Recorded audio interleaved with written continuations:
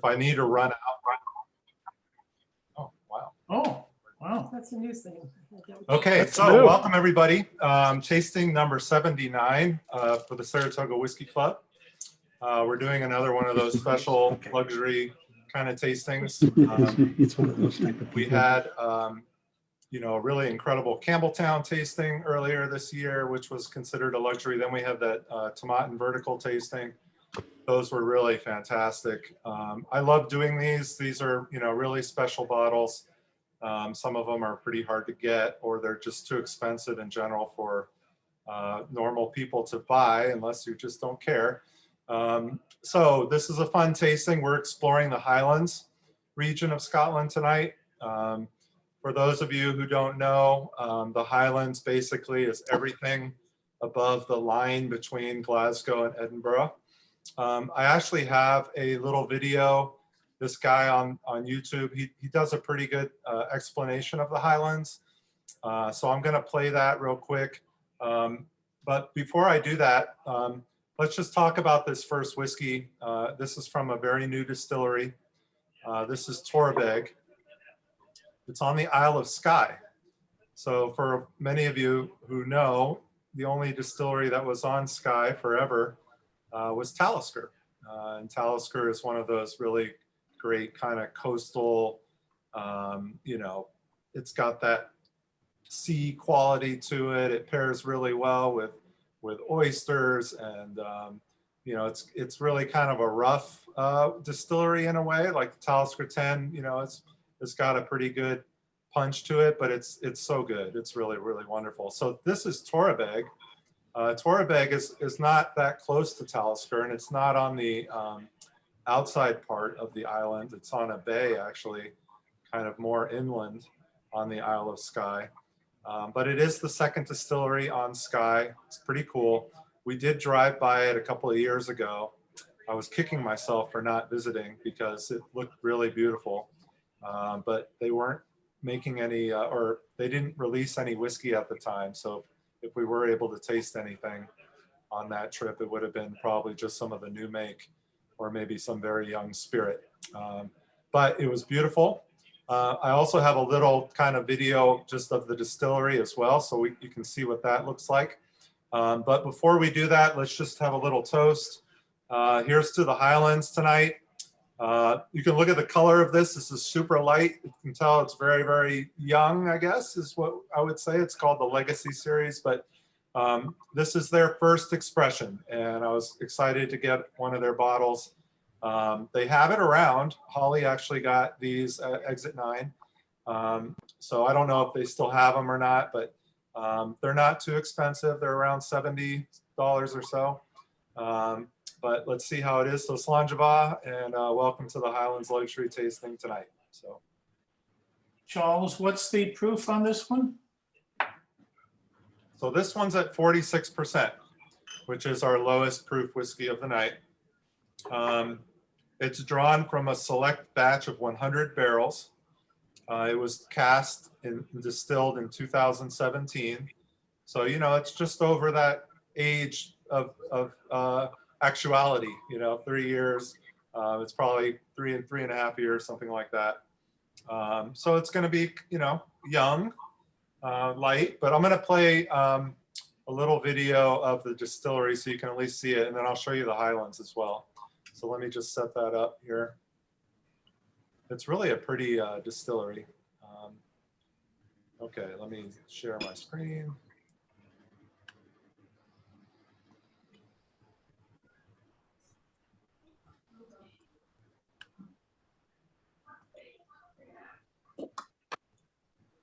And we're going to do Torabeg.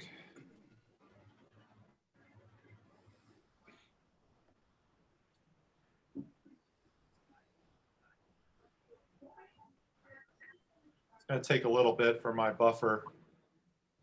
I think those storms did a number on the internet here, unfortunately. I think you're sending it my way. The winds are picking up. Yeah. Oh, wait, this is not, this is Torabeg. So that's the bay that it faces. which does go out to the ocean, but it's on the other side of the island from Talisker. Why are they sucking the steam back into the building? Yeah, it's the drone, you know, the drone pushes the smoke back in.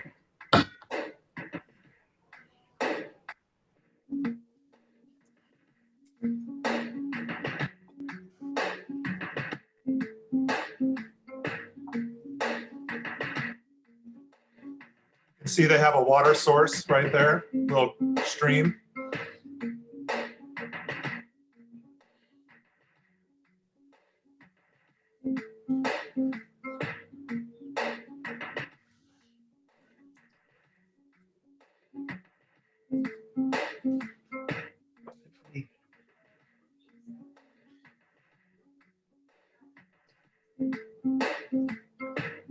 Yeah. Did not help them. All right, so that's the distillery. Unfortunately, they don't have any video of the inside. I was hoping that you know, they would Well, you have cannot some, have any. you know, something from the stills themselves. Holly has some information on this distillery as well. I ran out of time today to do a lot of research, so I called upon Holly, my whiskey partner expert, to pull up some stuff on this. All I know is we drove past it, and I really wanted to try their whiskey and their very new distillery. So I don't know if Holly, you want to chime in at this point and tell us what you know on Torabeg? Well, that was my first memory of Torabeg, was begging Charles to go visit it on our trip. And he told me no, because we had too many things to do at Talisker. So it was. We were also trying to get, I think, to Ardnamurchan that day, wasn't it? Yeah, it was a busy coastal day, but we did pass it. If you were coming over from Inverness, which you probably would, but maybe you take a boat from somewhere, you would hit Torabeg before Talisker. So it's a little bit before. And I knew that it was owned by Mossburn, which Brady, you've probably seen it. Maybe some people have seen it on shelves, but they make a bunch of blended malts. They're basically an independent bottler. And their blended malts are pretty cool. They've got peated and Highland. And it was actually a Scottish banker, I guess, just a real rich dude in the 70s, moved up to Skye, bought a lot of land out on Skye, decided he wanted to build a distillery much later in life. And he started planning it in 2002. So started putting together some of the plans. And then unfortunately he passed away in 2010, and it basically, what he had started building wise had fell defunct. So probably there was some wind of it, and then it fell silent. And then Mossburn, like a lot of IBs that we've seen, have been wanting to own their own distillery finally. So they're actually the ones at the helm of this distillery. So it looks, you know, it's a decent size. It looks like it's about 500,000 liters of new make spirit a year. So I would think that we will see it expand. But yeah, I think that this is actually, I didn't crack open my bottle, Charles. So I was kind of, no, I didn't open it yet. So I'm impressed with this though. Obviously younger peated whiskey can sometimes show nicer than younger unpeated, but I think it's got a really nice kind of smoke banana quality to it. Yeah, I'm trying to I'm trying to compare it to Talisker, and it's different for sure. Obviously this is really young. It's smoother. I mean, surprisingly, it's a 3-year-old whiskey. I think it's smoother than Talisker. It has a lot less flavor too, but it's like a gentle version of Talisker. Yeah, Talisker is quite bright and briny. It's bouncy on the palate a little bit. You know, it kind of, for me, it bounces around with some of that salinity, where this here is, if I were to guess, I would think that it was a Highland peated, not necessarily, you know, more of a coastal, but still really good. Well, the finish, if you let it sit for a while, the finish is very briny, but it's again, it's just very gentle and light, but it's quite salty. Yeah, I agree. It does taste a little bit just kind of like a delicate Highland peat, but it's very light. It's a little malty, but it's good so far. I like it. Yeah, no, this was one that I added to the tasting when I saw it came out, and I was like, oh, we've got to throw this in there. So I'm going to show this thing on the Highlands just because, you know, Holly mentioned coastal, and yeah, coastal islands have their own category in a way as well, but technically still in the Highlands. It's in that kind of region. So I'm going to show this guy. This guy's pretty funny. He's pretty good at explaining kind of the Highlands region. And I've used this video before for like an intro to Scotch class that I did a couple of times. And I'll just play the section that's on the Highlands. So let me pull that up.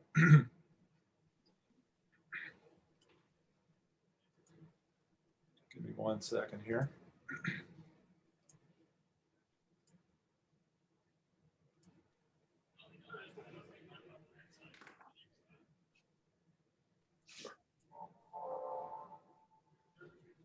The next region is the Highlands. And the Highlands, the biggest whiskey region of all Scotland. It covers from just north of Glasgow all the way up to Thurso. Now with the Highlands, there's even more of a vast variety of malt and flavours you can get from all the different distilleries throughout the Highlands. So it is quite hard to pin down exactly what you would expect from a Highland malt when you buy one off the shelf. It's still a centre of the bell curve. There's a lot of similar flavours that a lot of the different malts share in common. So some of those flavours are fruitcake, malt, oak, heather, dried fruit, sometimes a little bit of smoke actually. Not extreme, but sometimes you get a little bit of smoke. They can be quite oaky, quite malty, organic, you know, that sort of heather, sort of grassy, earthy, kind of floral flavors as well. Okay, A lot of people don't know. stop the share there. Yeah, so that gives you kind of a little bit of sense. It's really the whole region above Glasgow and Edinburgh, and it's, you know, take the Speyside out.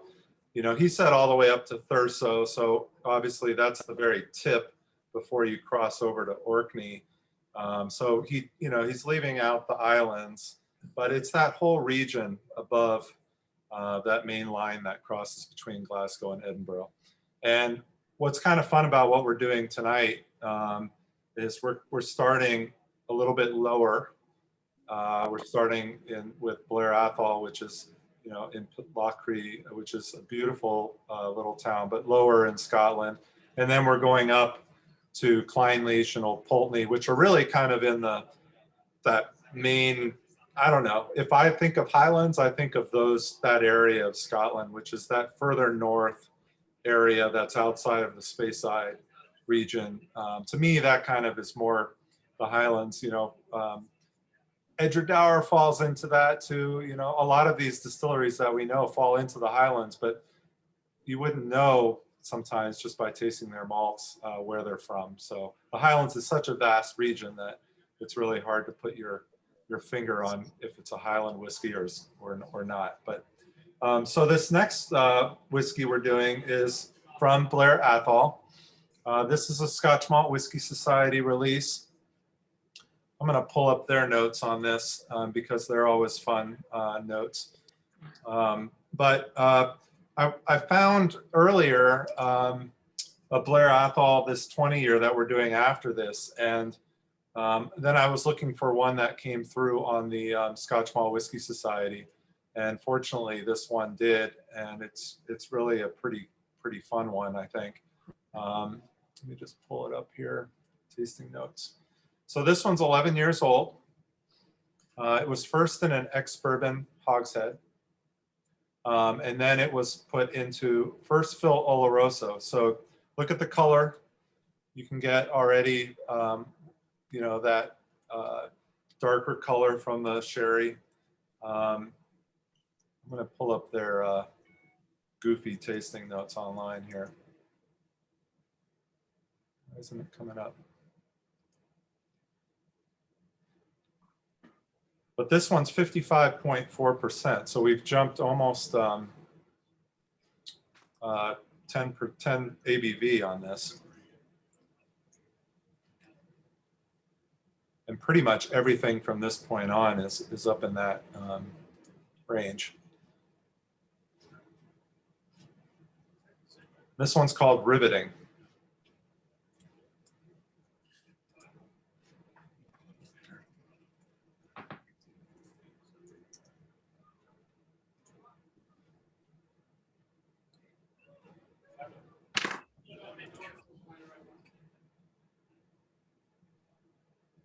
So Blair Athol is in Pitlochry, and I'm gonna show you a little video on that. But first, let me answer the door.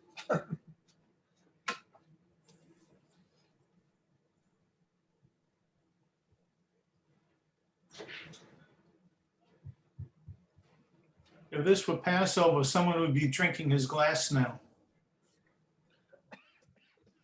Okay. Is that how you roll? No, it's Elijah. All right. So here are the tasting notes on this one. You guys are going outside. Okay. So this is called riveting. I'm gonna go use the bathroom first before I do that. A lovely, deep, fruity aroma like that of a raspberry pudding topped with roasted pecans, hazelnuts, and warm vanilla sauce. The taste was a delicious creamy, a chocolate mousse or a rose, or maybe it's rosé, no, or a rose, raspberry, and coconut full of crystallized rose petals, double cream, and toasted coconut flakes. Diluted, we made a black currant crumble, spicing it up with Aleppo pepper and a shot of digestive bitter made from a variety of aromatic herbs and matured in Slovenian oak barrels. On the palate, now dark chocolate truffles, marzipan, and a finish of sweet dried figs. After 9 years in an ex-bourbon hogshead, we transferred this whiskey into a first fill Oloroso hogshead. So there were only 90 bottles of this in the US. And maybe Holly, you want to talk about Blair Athol, and then I'll play the video after that. Has anyone had you know, when you're a kid and you couldn't drink yet, that like sparkling grape juice? I know this obviously has alcohol, but that's what what the spiked sparkling grape juice. Maybe they did mean rosé on that TC note. Yeah, maybe it was rosé, even though there was no accent or anything.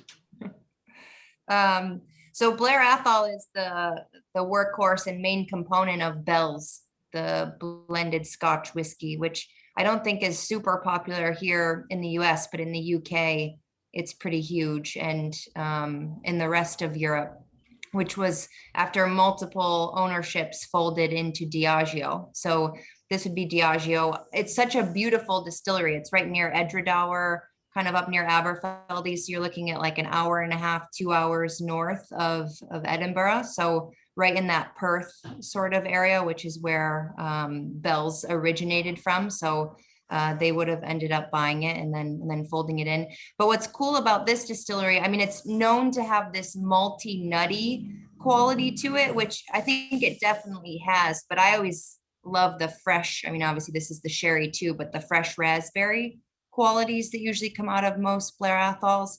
And the malty nutty quality, they're known for their, and that's coming from their cloudy wort. So with the mash tun, most distilleries nowadays would pull what's called a clear wort. So when you're mashing, you have that grist or all of that milled grain that you had after the malting process. You have to continue to add those hot waters in that big stainless steel mash tun to be able to keep converting those starches into sugars and have that available for fermentation.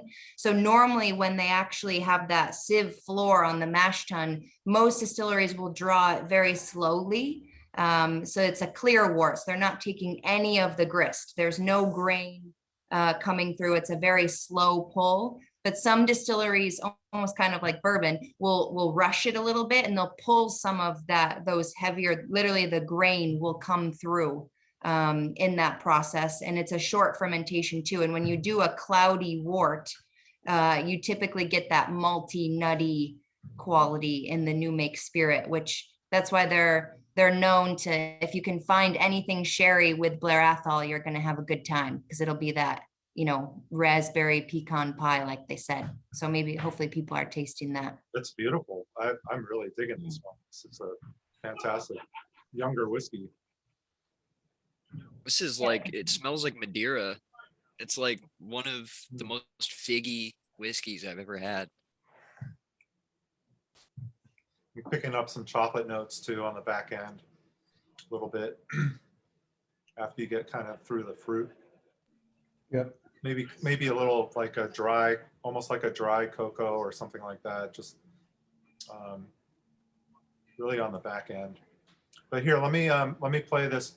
I mean, this distillery is absolutely beautiful. I haven't been. It reminds me in a way of just the quaint and cuteness of Edradour when you see the video here. But let me play this one.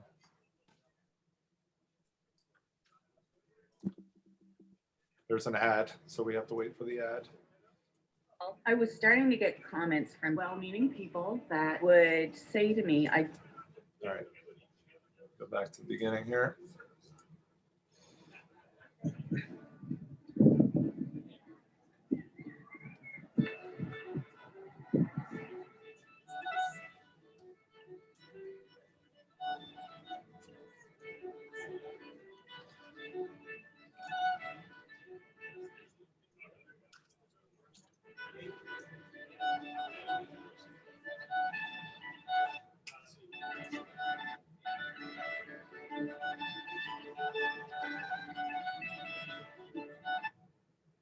A little grainy.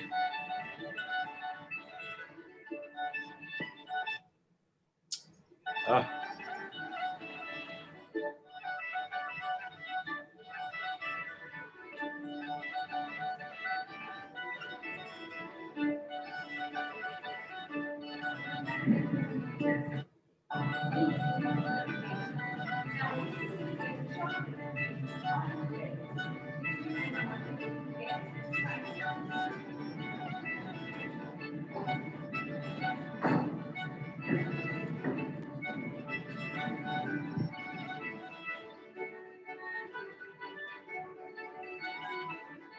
Beautiful stills.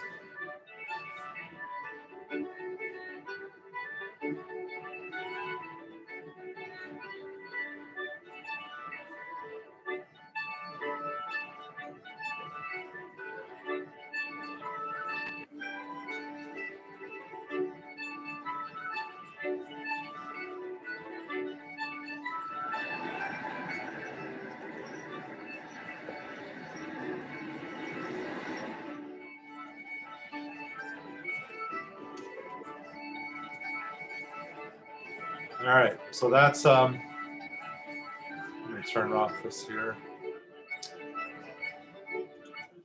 So that's Blair Athol. I don't know, it does. Shalom said Edradour. I mean, it's very much similar in kind of its style. Looks a little small and just fun, and raining like it does in Scotland pretty much all the time.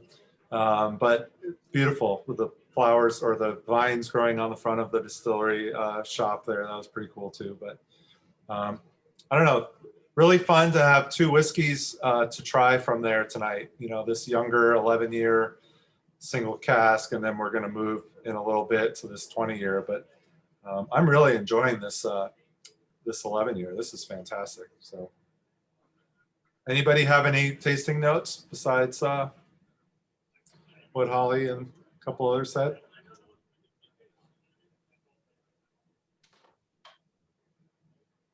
First thing that struck me was it had like a almost, I got that pudding from the tasting notes, but more like a butterscotch pudding for me. And I did get the fruit. I thought maybe a little bananas, slightly spicy. I did get the floral, the rose notes and things like that. Delicious. I really, so far, I mean, this is phenomenal. Really good. Yeah, this one sold out. I remember when they were talking about it. And, I got pretty excited about it. I don't know. It just kind of fit the Highland kind of tasting that I wanted to do. So.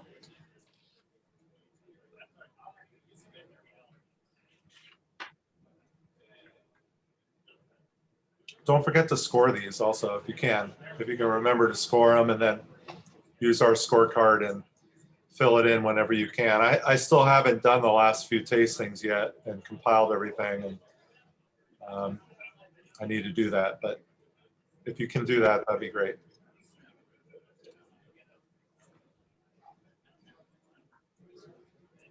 Yeah, I saw a video today. Speaking of Holly's identical twin there, there was a video today of a guy in a Zoom meeting who set up his Zoom background of himself, actually as a video of himself bringing himself a cup of coffee. So he comes walking out of like the door behind him and hands the actual guy on the Zoom a cup of coffee, and it's supposed to like freak people out, you know, that there's an identical. It was pretty good though, I have to say. It was quite clever. People have way too much time on their hands. I think so. Now that we're all, you know, slowly getting out of this pandemic, all of that stuff's going to go away probably. Remember when we were on Zoom? No, we'll still do some Zooms for sure. We're doing an eight channel tasting. Zoom is a good thing. Yeah, no, for sure.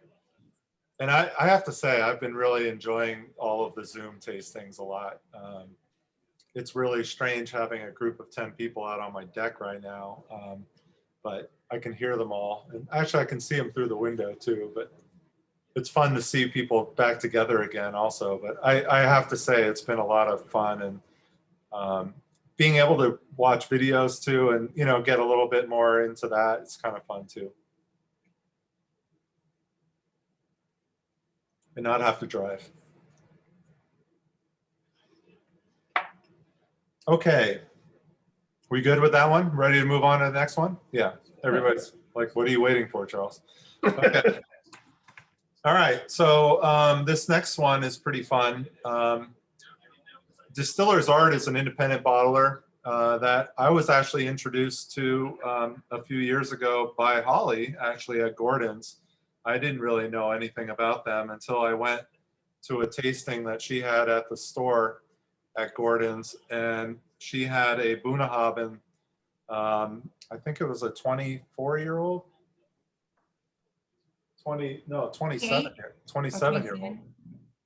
Yeah, it was a 27-year-old Bunnahabhain, and I remember tasting that and was just absolutely blown away. And that was probably the most expensive bottle I ever bought for the club at that time. I think it was $300, and I was really scared to do that, but excited at the same time because I was so thrilled with what it tasted like. And I mean, for me, that was by far the highlight of that evening. So when I see Distiller's Art as an independent bottler now, I do get pretty excited just because of that, you know, experience that I had. Now I haven't tasted this. This is a 20-year Blair Athol.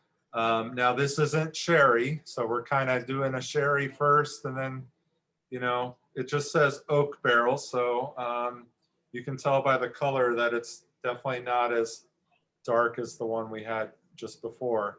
But this one is 57.2%, which is pretty high for a 20-year-old. I don't know, it seems pretty high to me. And there were only 242 bottles of this. And I got this, actually I bought this when I went out to get that extra bottle for our tomatin tasting. I think I bought this at Norfolk Wine and Spirits. So I'm pretty excited to try this. I have not tasted this at all. So How much was this? let me pull that up, Shalom. I knew somebody was going to ask me that, and I put away my spreadsheet.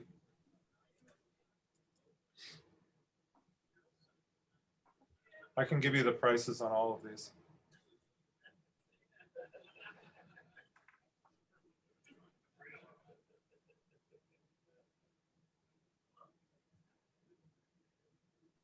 Boy, the internet's slow today. It's because you got 10 people over eating it up on you. No, they're actually all chilling outside. I don't think none of them are on the Zoom. So.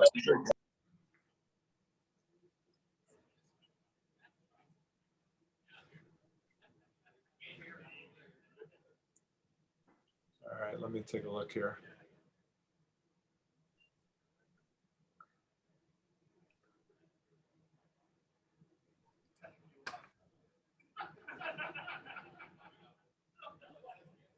Okay, so this one was $130. So that's really a pretty good deal for a 20-year-old.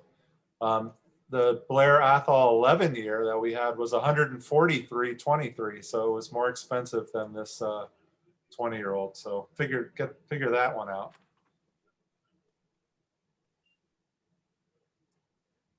They did have, I didn't know if you got this at Gordon's, but there was a sherry, but I think it was a 20-year-old in 2017 from Distiller's Art that we had. And I sold that pretty heavily. You'll only find Blair Athol in independent bottlings. And then they have their This is Flora and Fauna. 2016. 2016? Okay. Yeah. I'll have to look and see if maybe it seems like they have a decent amount of Blair Athol, Distiller's Art. I mean, it just says oak barrels. So, Mhm. you know, I'm just guessing, but maybe it is sherry. Ollie, did you say that Blair Athol does not sell any single malt under their own name? No, they did. I think it was back in maybe the 80s and 90s had one, like an 8 or 9-year-old, but that was pulled. So now it's just like some of the other Diageo whiskeys too. It's just in Flora and Fauna. If you've seen those releases, and I believe it's a 12-year-old, that is a sherry cask that they release it in. But other than that, it's all going to Bell's, or you see it not really often in independent bottlings, but you do see it bouncing around here and there. Oh, there's a Flora and Fauna, yeah.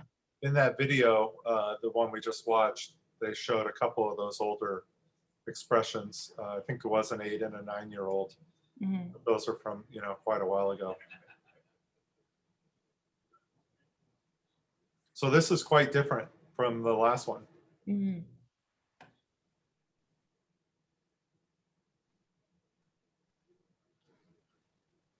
Anybody have any thoughts on it? I'm picking up, at least on a bold spice on the front of the palate. Nose, I'm getting fruit floral. The oak, I'm getting the hints of oak. I thought maybe berries, and then when I tasted it, I'm getting more like pears. And then it's sort of a dry, it's sweet, but it's more on the dry side. The water toned down the nose a little bit, more vanilla, floral. Spice toned down a bit. It was a nice on the finish, and I thought it brought out for me pears. That's what I was getting. You know, it's not as bright as the first one. You know, it No. kind of has this almost like a muted. I can't put my finger on but it's almost kind of like a just muted berry, almost maybe overripe or musty, a little must. Yeah, I got musky got a little bit of bananas that. on the nose, but the finish is interesting. I'm getting, this is gonna sound very weird, but I'm getting asparagus and spinach on the finish. Oh, vegetable. Maybe. Getting a little bit of that too. Like up on the nose, it was like super aromatic. Like to me, at least, I got like I used to like Szechuan peppercorn. Then when I taste it, it's a lot more floral, and then you do get that overripe fruit, like you were saying, and something a little green.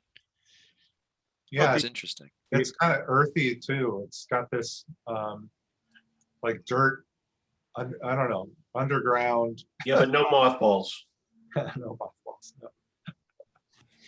Yeah, it's got a little earthiness. It's got a little funk to it, but it's Yeah. also there's a brightness. It's kind of like a muted brightness. Yeah. There's something in there, but it's a little muted by that earthiness and that other stuff there. I think this is better than the previous one. The previous one was a little hot and didn't have that beautiful that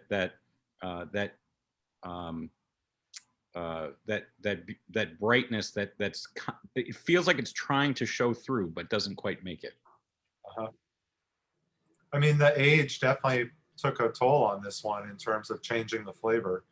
From the, you know, if you're thinking about the first one and adding 9 years to that, you know, maybe that muted brightness is just because of the oak and that time in the barrel. And Yeah, and I don't get that on the 11 though. I don't get the same that brightness, however muted. It's an oakier, boozier dram. That leads me to believe this is probably a pretty knackered cask, which is fine because it's older, but to get vegetal and a strong oak influence wouldn't let that live necessarily, which is kind of fun to see Blair Athol still with some new make spirit shining through. So knackered, can you explain knackered? I was never allowed to say it when I worked for Bacardi, so I'm so excited. Now I say it all the time. Basically it means it's on like its third fill. So it's it'd be maybe second, but you really like third, fourth fill. Maybe it's been kind of touched up a bit. It wouldn't be de-char, re-char like Single Cask Nation says, where they kind of scrape it and, burn it back to life. But it probably has held, they probably bought it from Blair Athol and, maybe it was going to go into a blend and they bought it young and who knows, but it's probably seen a lot of whiskey in its years. But if you leave that for a long time to mature, that's where you get some of those. It's almost like we can't pinpoint those notes almost, those vegetal, kind of musty, bright sorts of notes. This comes after the 4-year Odwalla vegetal aging, where they take the fruit juice or the vegetal juice and then, so this is maybe a fourth fill. It could have been Odwalla for a few years. And Well, maybe it was in a V8 container. A fifth fill V8 tin or aluminum can. Fifth fill V8. I love it. That's that would be. That's my nightmare. That would sell so well. Tastes like it. Does it come in Marys with it. strength? I might have to add this to my protein shake. Is that for the vegans of the world? Throwing it in the V8 can? It's pretty knackered, I guess is all I would say. I've never used that term, so it's pretty cool. So how is that because Bacardi uses lots of knackered casks and you're not supposed to know that? No, I forget what I was saying it for. It was something in regards to doers, which that's why I really got my hands up. That's the cash cow. So yeah, that's why I got in so much trouble. But it's You just locked the door. almost ready to go to be patio furniture. Yeah. Like, Well, headed you that are way. 100% echo. Thank you for muting yourself. Don't finish those though. I think Charles is a bit overwhelmed with people near him. Well, I just needed to mute they're coming on their phones and then there's like 10 people all of a sudden. Yeah. I just want to be clear on the word knackered. So that just means tired. Yeah. Used up a little. It's actually, it's not a negative term. It came about in the grain whiskey world. So when most grain whiskeys, so produced at one of the grain distilleries, its whole purpose is to go into blends. It's not a bad whiskey. It's just meant to be kind of sweet, honey, not more just delicate to kind of, there's no good words for this, to fill in the blends of the world with the malts.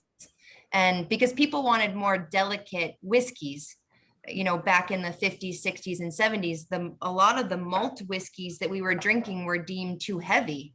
And I know that sounds insane to us right now as a single malt whiskey group, but they were just deemed too polarizing, too heavy. So grain whiskey was just, you could add that to the malt whiskey and kind of mellow it out a little bit. And so you didn't need a lot of oak influence. So once your malt whiskey would be matured in a cask maybe once or twice, then you would sell it to the grain distillery. So now we're on third fill, fourth fill.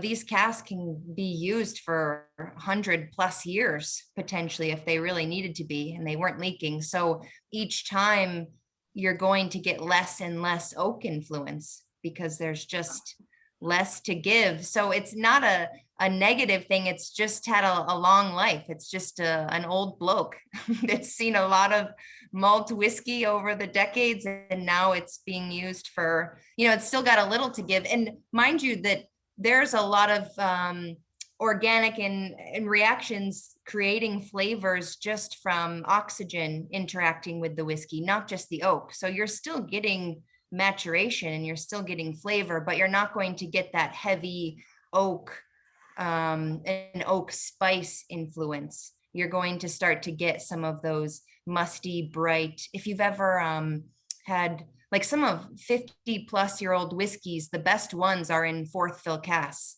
because you get this kind of old, damp fruit, musty, dusty sort of quality to it. Where They can't be in first or second fill anyhow when they're it'd that be old. it tastes like a wood chip. So, yeah, it's not a negative thing, but yeah, knackered just means that it's been bounced around to probably a lot of distilleries. So that's what it means. Oh, thank you. Mhm. Well, this next one I don't believe is going to be knackered. Hopefully not. Actually, when I bought this, I was really excited because I got this sent over from the UK, and this wasn't sold here in the US. And I was really excited because right after I bought it, and I think I took a picture of it when it arrived and put it on, I think, Instagram story or something. And somebody reached out from Europe, and it was like, oh my God, that's such a great bottle. So not only is it a distillery that I really enjoy and love and got to know, but I don't know, when I see a Gordon MacPhail Connoisseur's Choice, and then it happens to be a Kleinleash and it happens to be 20 years old, I don't know. That to me is okay. I don't think I can not try that whiskey. So this one did come over from, I ordered it on Hard to Find Whiskey. This was just a 700 ml bottle, so that's why it might be a little bit smaller pour, but hopefully not too much smaller. But we're going to move on to Kleinleash now. I think we've knackered Blair Athol enough to this point, and we're going to leave Pitlock Cree and we're going to go north.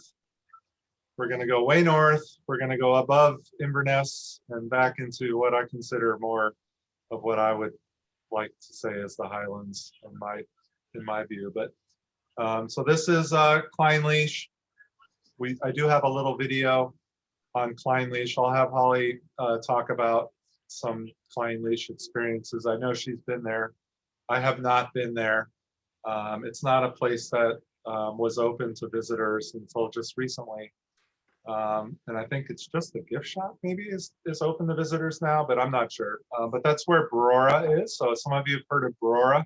Brora is that distillery that closed a while back and became extremely rare and expensive and hard to get. Incredible whiskey. If you find a Brora, an older Brora whiskey, you're talking thousands of dollars. It's extremely rare, extremely expensive. I've only seen some in Japan at bars. I've never seen a bottle on a shelf, or if I have, it was, $10,000-$20,000 or something like that. It was ridiculous. So Kleinleash is part of that Brora, and Brora's coming back. So they are instituting or restarting the Brora distillery and brand. So it's going to be a while until we have the newer Brora spirit that's aged long enough for us to taste it. But it's pretty exciting that they're coming back as well. But this is Gordon MacPhail. We've had quite a bit of Gordon MacPhail. This is their Connoisseur's Choice, which is kind of their top line independent bottling. Gordon MacPhail is located in Elgin, which is in the northern part of the Speyside region in Scotland. Great independent bottler, great shop. They work with all different distilleries. They have for, I think, 40 plus years now.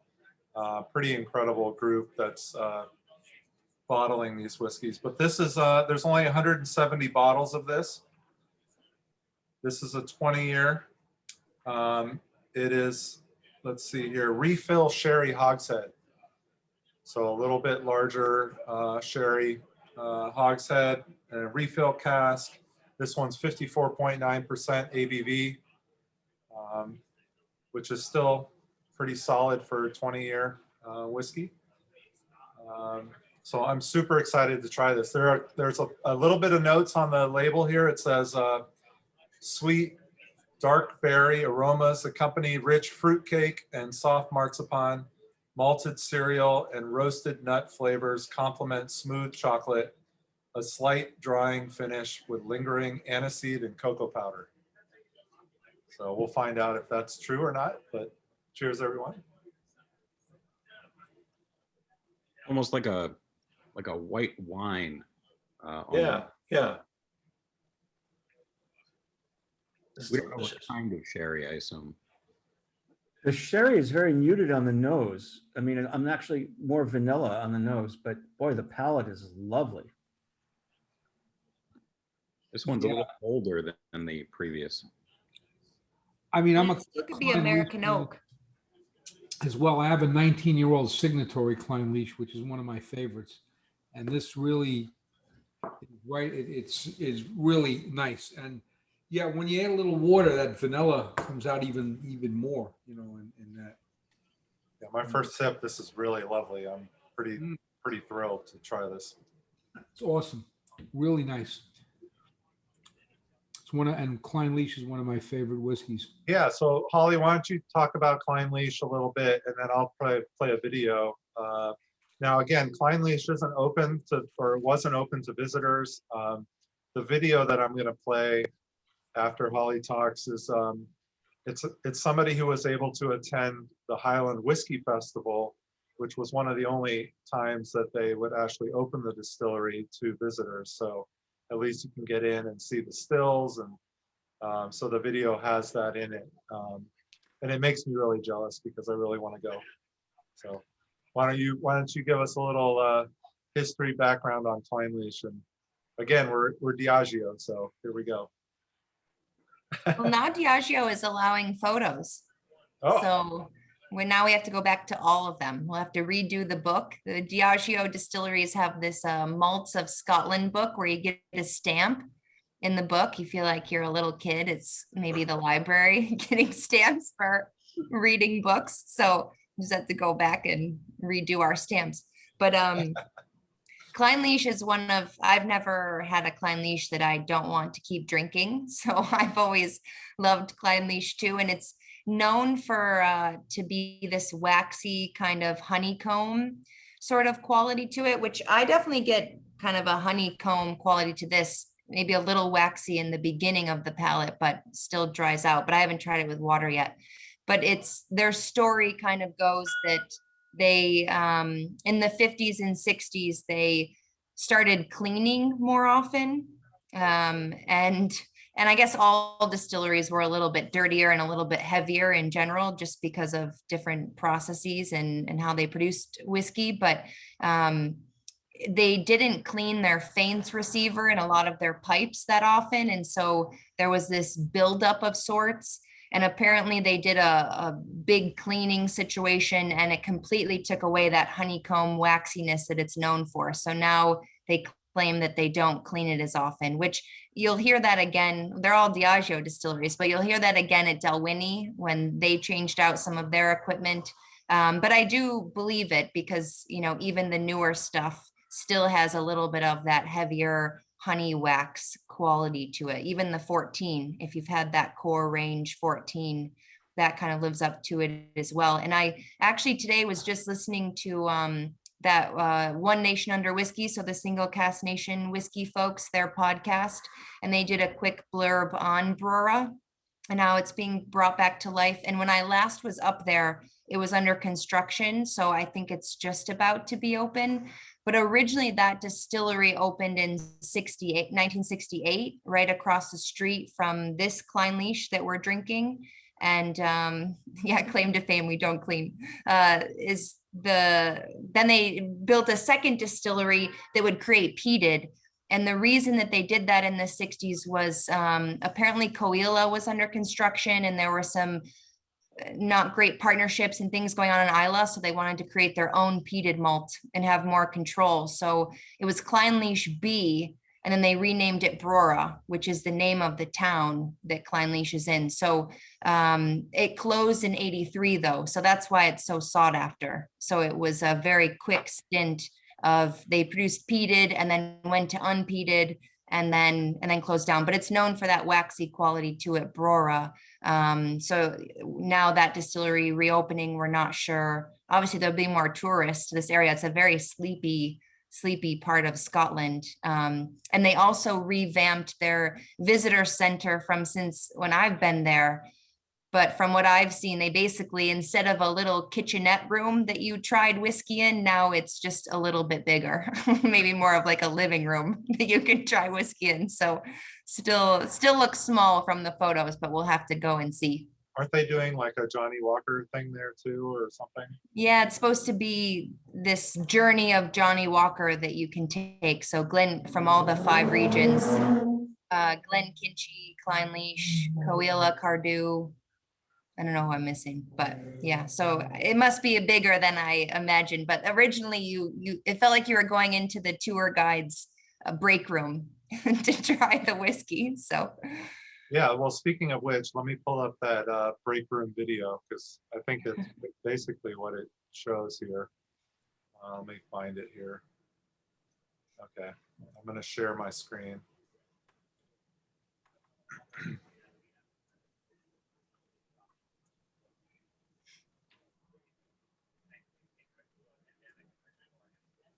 This is just 2 minutes, so it's not too bad.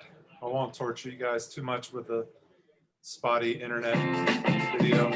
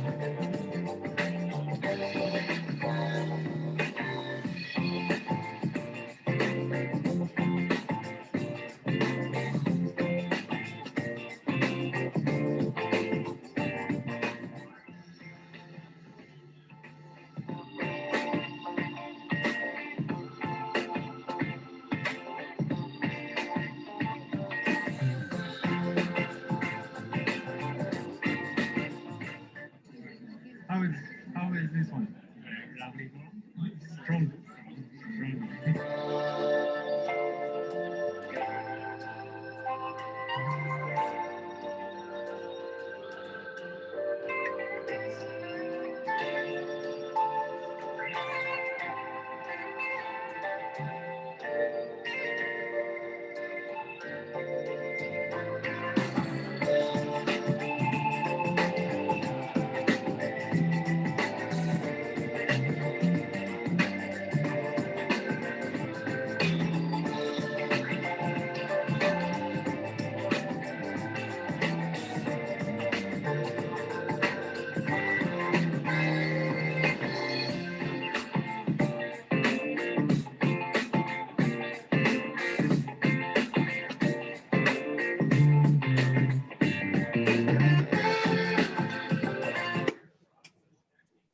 Okay, so there's a little bit of Clynelish. There's not a lot of videos on Clynelish. I'm sure now there will be more with the Johnny Walker thing going on. And again, I'm not sure, you know, if you can go in and see the stills yet. I definitely need to get there, that's for sure. But as you saw in the video too, the Clynelish 14, you know, that's what you're really going to see here in the U.S.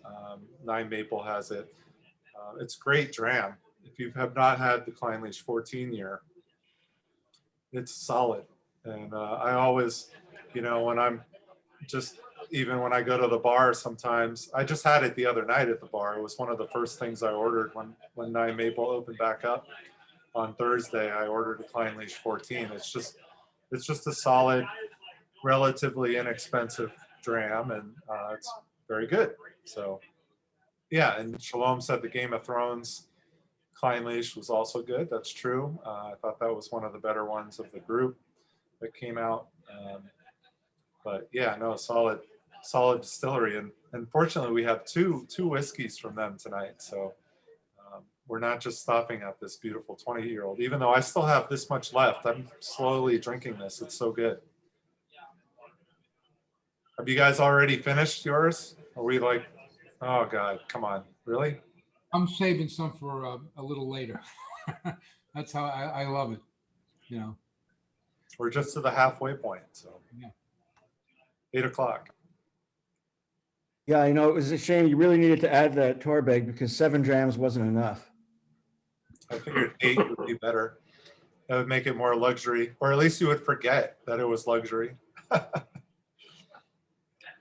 Charles is always providing us with good value. This would be a pretty expensive tasting at a bar, I have to say. All of these are. Especially the sixth whiskey, the one after the Kleinleich that we're having next. That would be probably the cost of this tasting. All right, so we're gonna move on. I actually got to grab these next 4 bottles.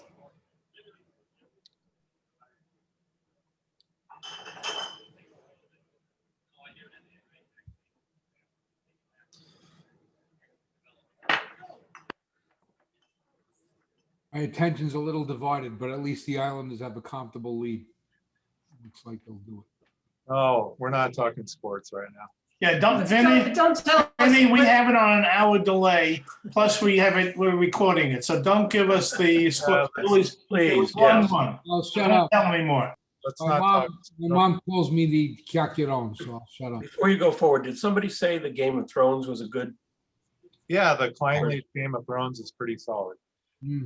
Okay. So is the Cardew.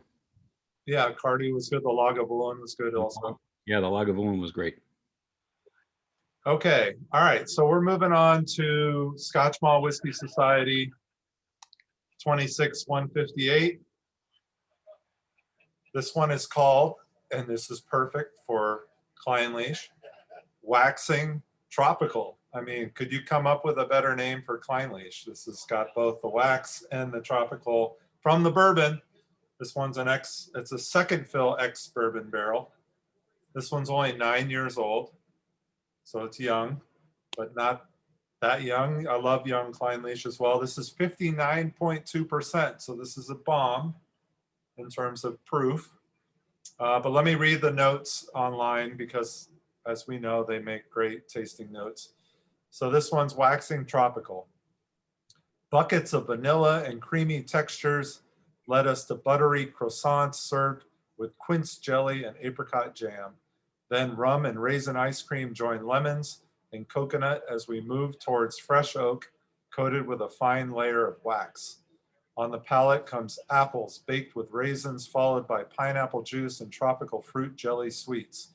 With water, a more fragrant side appeared as rose water and chocolate covered Turkish delight fused with marzipan and malted cereals, while again waxy notes arrived. A burst of tropical fruits exploded on the tongue with a syrupy sweetness before sponge cake and melted butter on crumpets complemented sweet wood and pipe tobacco. Wow. All right. How many people have had chocolate covered Turkish delight? Oh, come on. I have. You have? Yeah. I hate that stuff to begin with, but you hate Turkish delight? But I've never seen it chocolate covered. Oh. So there's a traditional food you're supposed to have on Rosh Hashanah, which is the Jewish New Year. It comes in September, October, which is apples dipped in honey. And that's kind of what the finish is on this. I'm surprised you say that because this has the palate of like fruit punch, and then it goes into what I would think that you think the finish is on Ben Nevis. It has like this funky. Okay, yeah, we're coming to Ben Nevis tonight a little bit later. Just chill. I may have a different opinion. I hope you do, because I mean Ben Nevis is a little funky, but it's like a good funky. This has a good funky on the finish. This is vanilla on the nose and apples dipped in honey on the finish.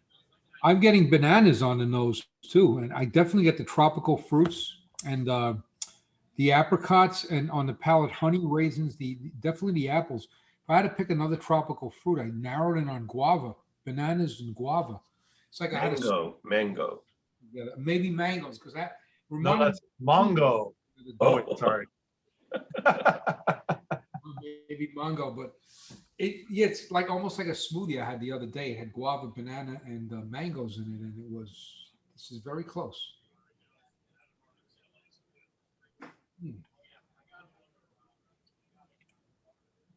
I'm sticking with my fruit punch, considering all the different fruits that people have mentioned so far.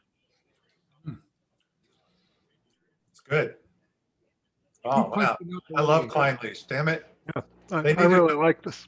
They just need to close. They just need to go away. This is like bad because it's becoming an obsession now.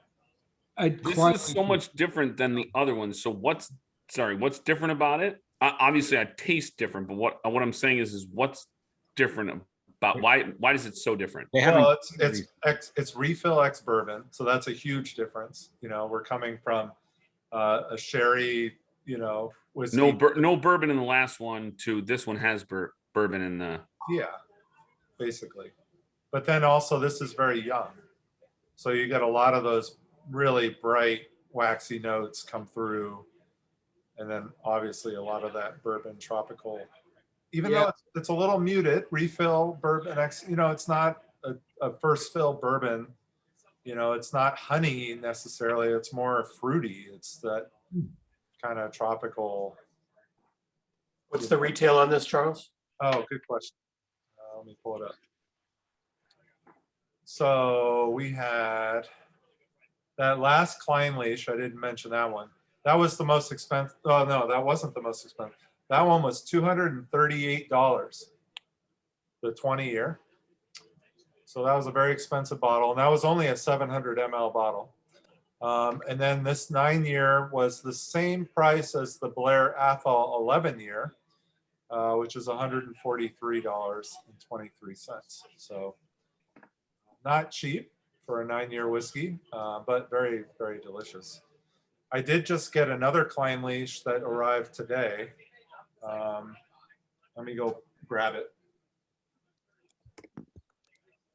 Holly, so Scotland's always been known for the years of obviously like a 20 or 30 year. That's what you're shooting for, right? Obviously in this new day and age, and obviously age doesn't necessarily mean that it's good. The older it is doesn't necessarily mean it's going to be better. Are they starting to experiment, which obviously we're getting, but are they still staying with their core of certain age ranges on what they release? It depends on the distillery. Some distilleries are actually going away from age statement because they want to use some of their younger whiskeys, just because the demand is so high they can't keep it in stock long enough. Thank you, Holly. No, you're right, Shalom. And no problem. Old. Oh, geez. I'm actually an alto. I'm not a soprano, Shalom, but that was close. They do have non-age statements in the core range for Old Pulteney, and then they still have the 12, I think the 17 still available, and then the 21.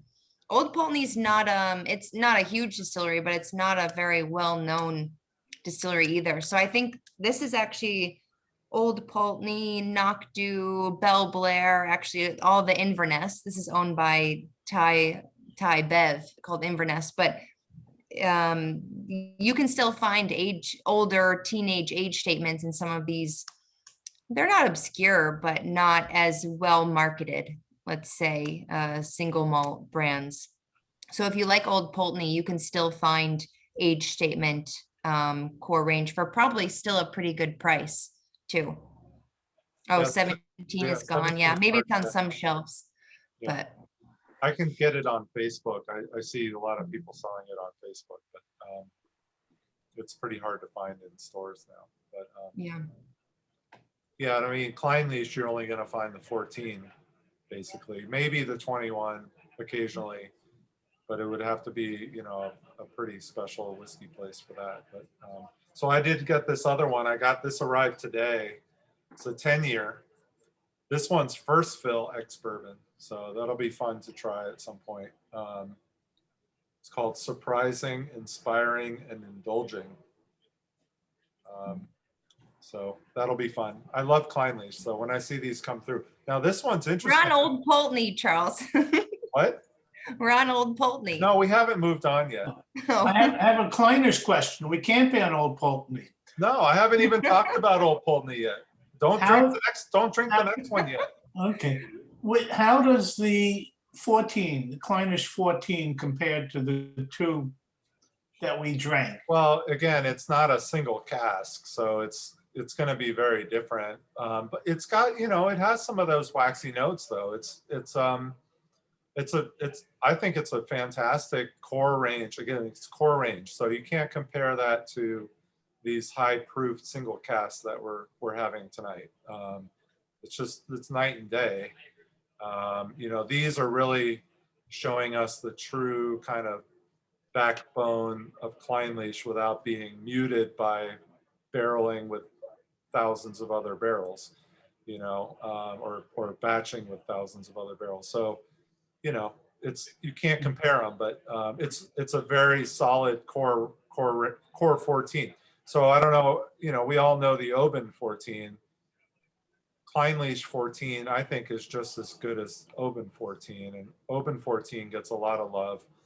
And I think Kleinleach is just one of those unheard of distilleries. People are afraid to order it probably when they see it because they don't know anything about it. But it's a pretty solid, reasonable dram. So, all right. So we want to talk Old Pulteney now. All right. Did I miss the boat? I went to go grab the bottles and we already jumped to Old Pulteney. Yeah, I don't know. Lucas, back to your question too. Sorry to go back to the young, but what I found so interesting is in the United States, well, and globally, we think that older is better in Scotch, and they said that for a long time, and you know, a lot of times it is, but in other markets outside of the US, they prefer younger as more of their mainstream. So for instance, in the Bacardi single malt portfolio, we had 8 and 10-year-olds that they would never dream of releasing here in the United States, but they were some of the most popular whiskeys in France and Italy. So it's interesting. They kind of play it by market too, a little bit of what people prefer and what they're looking to maybe spend and taste. So you might find some younger expressions of things in other places, but yeah, Shalom's correct that they don't really have a choice now either of how much liquid they have. So. Okay, so we are going to move now to Old Pulteney, and to the really, I think what should be, hopefully, maybe the highlight of the night, which is the 6 whiskey. I don't know though, I've never tried it, but I kind of bought this on a whim. I don't know how many of you were with me on the last tasting. I know a lot of you were. But we did that great kind of mix of ryes and bourbons. But we ended with Found North, and some of you guys bought bottles of Found North. Well, the guy that was online with us, Nick Taylor, so I first got to know Nick because he was, well, I followed Nick for a while, but I first met him at Julio's doing a knock tasting with Shalom, and that was a really great tasting. But the other line that he represented was Old Pulteney, and so Old Pulteney was always something that I wanted to do. I've had some Old Pulteney before, but I've never really kind of showed it at a Saratoga Whiskey Club tasting. So I've always wanted to do it, and I was actually thinking of doing it with Nick, because he had the line and, you know, it might have been a nice little brand tasting.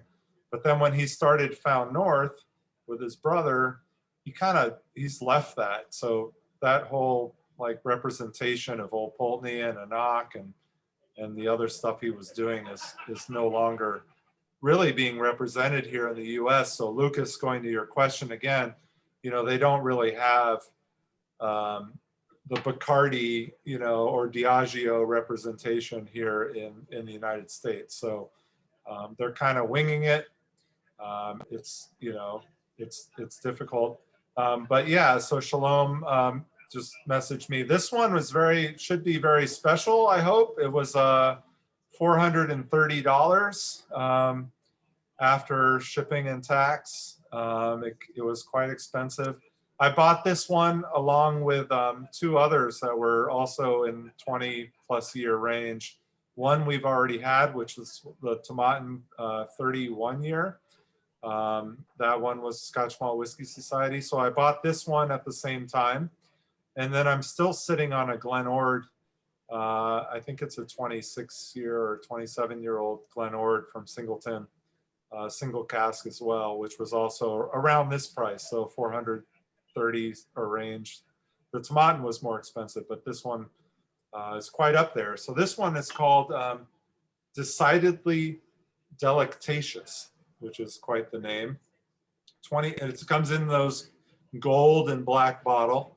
You know, when you start paying over $400 for Scotch Malt Whiskey Society, they start upgrading their packaging, you know, making it feel a little bit fancy, I guess, which, you know, I guess when you're spending that much money, that's what you're looking for. That's not what I'm looking for. I just want it to taste damn good, but I wouldn't be buying this normally if I didn't run a nice whiskey club.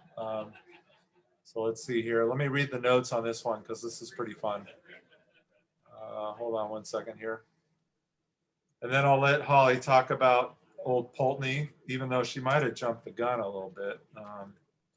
And then I do have a video also. So let's see. All right, let's talk about this one before we do the history and video. So here are the notes. Decidedly delectatious. The nose offered honey on oak staves, dunnage. So dunnage is the style of warehouse. They're very kind of low racked, 2-3 barrels high. So nose offered honey and oak staves from a dunnage in a good way. Old art classrooms, linoleum floors, old books and cinnamon toast. Then vanilla, patchouli, and sandalwood essential oils. The palate delighted with toasted nuts on a Knickerbocker Glory, pineapple upside down cake, toffee apple, salted caramel, and hints of kelp. Little kelp forest. The reduced nose evoked iced wedding cake at a garden party, someone smoking a cigar behind the shrubs, and a bit more saltiness, suggestive of old ship's timbers. The reduced palate had teasing perfumed sweetness, fruity confectionery, and a finish of leather, oak, anise, linseed oil, and wax. Decidedly delectatious. So this is a second fill barrel. So again, remember Holly was talking about third fill and fourth fill barrels. This is a second fill ex-bourbon barrel. There are only 54 bottles in the US. This is 49.8% ABV. It was distilled in October of 1993, 26 years. Charles, do they indicate how many tastes they had before this one in terms of giving the tasting notes? This sounded like about a dozen first. Well, I mean, I've met, you know, some of the people that are on the panel that does this. It's a bunch of people. It's not 1 or 2 or 3 people. It's, you know, we're talking a dozen people and at least a dozen people, and they get together once a week, and it's not always the same people every week. It changes.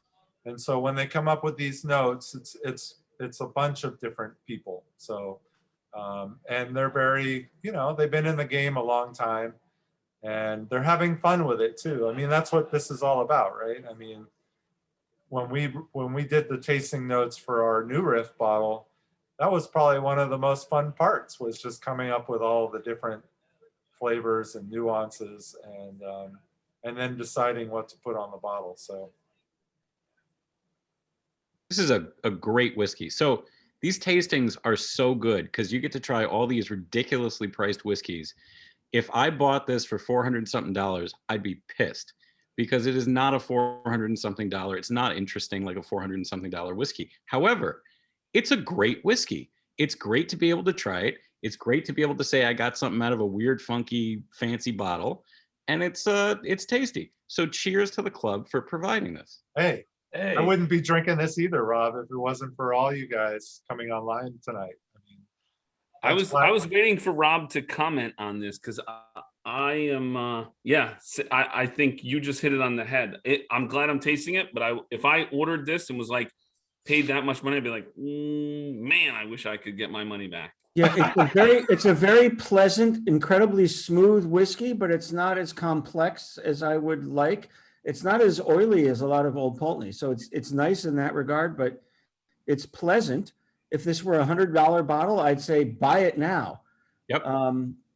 I wonder how much of that though is the serious step down in ABV from the last few drams, because this is 49, right, Charles? Yeah. So we're taking such a jump down. I wonder if this was number one, if we'd all have different perspectives on it. You can't start with this though either. No, I know. That's But the problem. it's so muted. It's so muted, I think, on just my palate, if that's the right word. Like it's, even if it, I've had 49 ABV that it still lights up my palate, and I don't know, it's muted to me. I don't know. Is this palate fatigue? No, I don't think so. No, I mean, we haven't had, if we were having like 1.5 ounce pours or 1 ounce, even if they were full 1 ounce pours, then it would be palate fatigue. But I don't, again, you need to refresh your palate between each of these two. So water, if you have cucumbers, sliced cucumbers are great, dark chocolate.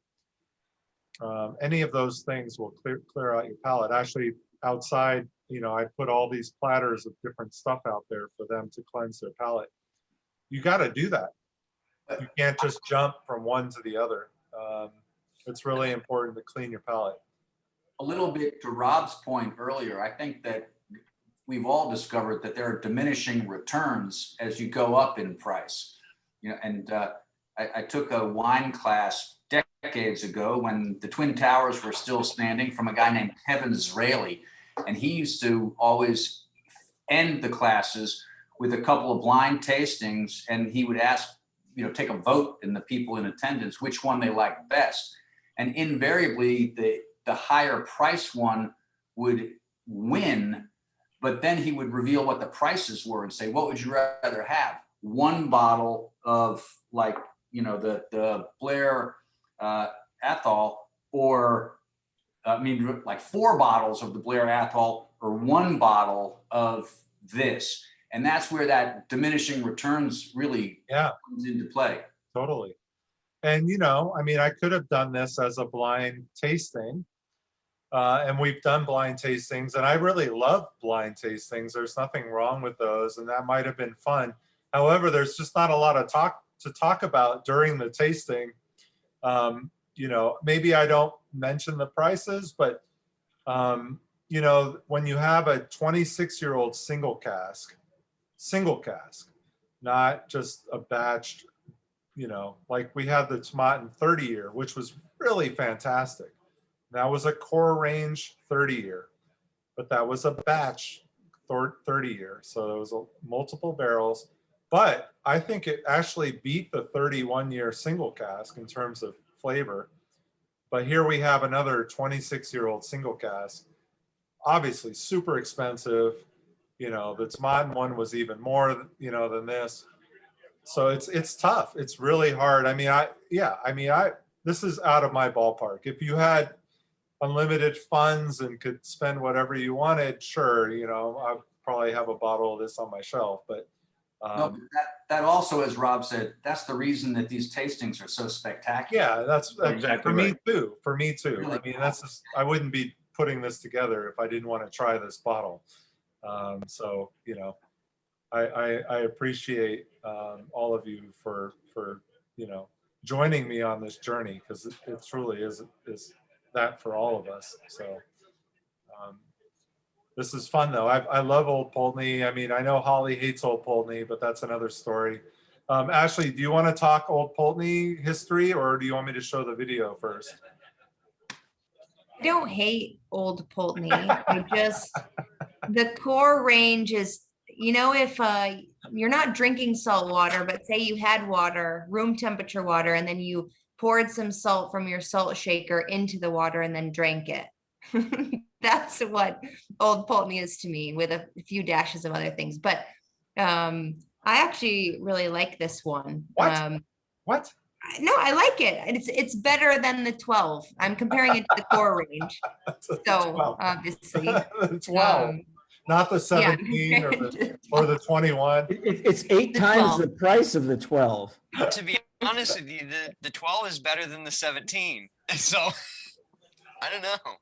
I want to love it because they're a worm tub distillery. So I really want to love them, but Pine Leash too, right? I mean, I Well, so go to struggle a little Kleinlich and bit. Edwardour and leave these guys behind. If they're a worm tub distillery, how does their stuff come out so flat sometimes? Well, look at they have huge boil balls. So if you Google their no, I have a stills- video of their Yeah, so why don't you show the video? The stills are really I'll show the cool. video right now. Let's do that. Since we're all getting nerdy now. Not that we haven't been nerdy.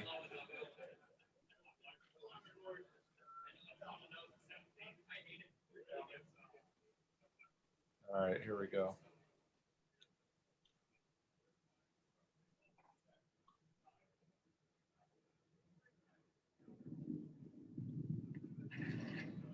This guy did a pretty good job with this, I have to say. A Cyber Flyer production.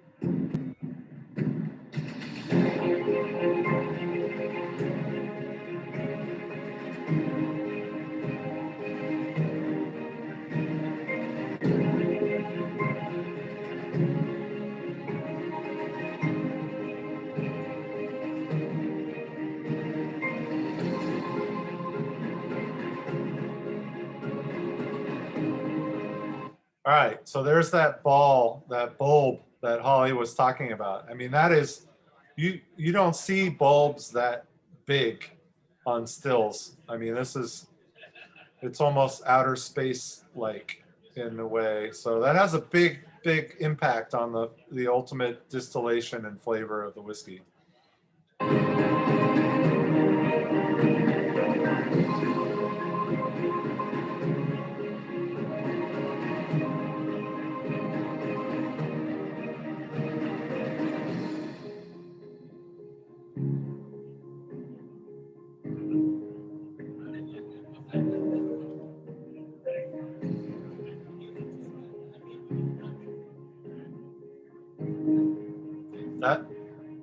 So that's dunnage right there. So you see 3 barrels. You know, we're not talking Kentucky where there's 12 barrel or 100 plus feet. You know, this is only 3 barrels high.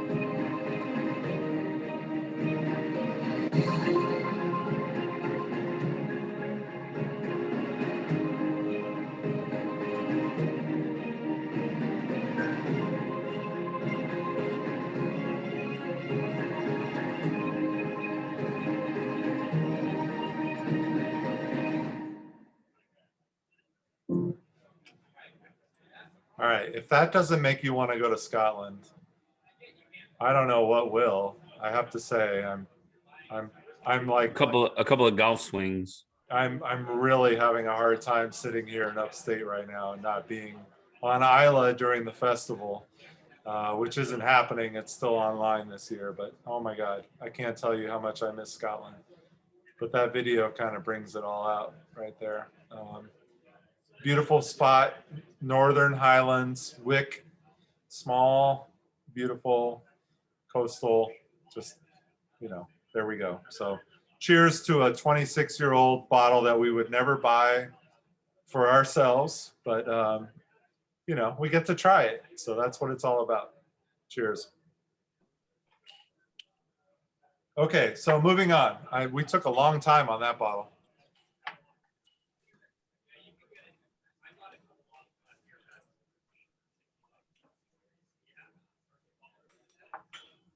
All right, so we're going to Scotch Malt Whiskey Society again.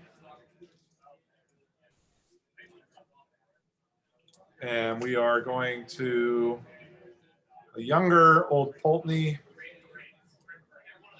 Let me pull up the notes on this one. You guys enjoying this tasting so far? Oh my God. It's okay. It's all right. Great. All right. It's great. All right, so we're going to Shades of Black. So this was a bottle that they only allowed people to get one bottle because it was pretty special when it came out. And maybe this will change Holly's mind a little bit more on Old Pulteney. Maybe we can take our salt shakers and smash them to the ground at some point. But all right, so this one's called Shades of Black.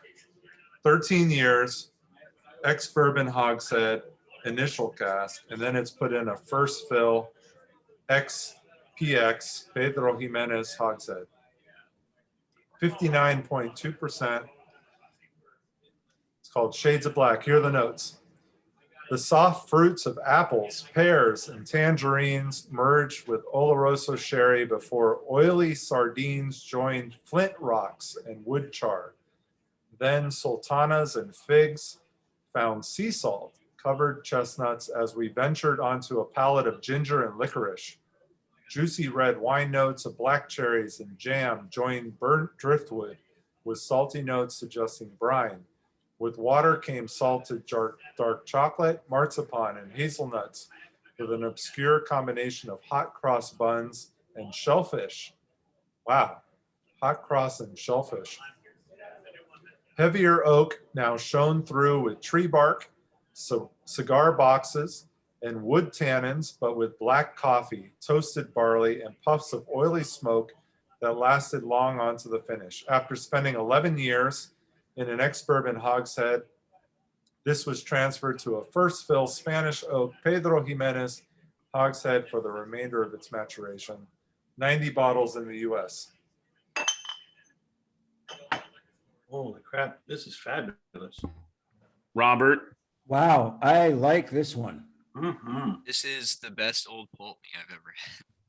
No question about it. I've always thought of Old Pulteney as oily and funky. This is not. This is delicious. So this one was $165. Not bad. That's worth it. Charles, I think it needs more salt. I get barbecue sauce and salt on the nose. I get clamato juice on the finish. This is special. Great. This one actually has more than 2 flavors. It tastes like multiple things. It does. Yeah. Yeah, I get a lot of salt. I do get some of the oil though in the palate. It's viscous on the I like it though. Yeah, it's much more viscous, but I like it. And I get dark chocolate, vanilla. I get some tobacco. Yeah, definitely. And raisins, vanilla. The saltiness is definitely there.